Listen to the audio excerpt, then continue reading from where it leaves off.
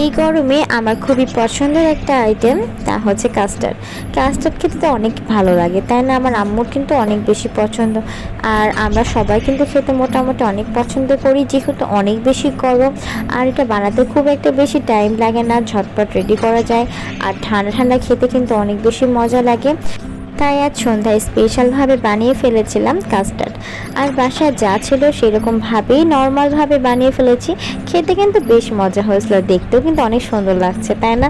Custard কিন্তু colourful যেহেতু হয়, আর এটার ফ্লেভারটা অনেক বেশি সুন্দর ছিল। আমি এটা নর্মাল প্যাক ইউজ করেছিলাম, যার জন্য এটার ফ্লেভারটা অনেক বেশি সুন্দর ছিল, কিন্তু কালারটা তেমন একটা ইয়েলো ছিল না।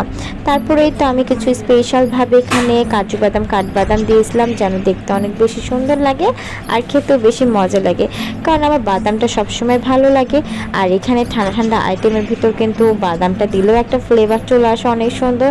তারপরেই তো রেডি আমাদের বাসায় সবার জন্য, আর আমি তো খাওয়ার জন্য একদম রেডি। আর আমার আম্মুর এটা খুবই বেশি পছন্দ, তাই ঝটপট আম্মুর জন্য স্পেশালভাবে বানিয়েছিলাম।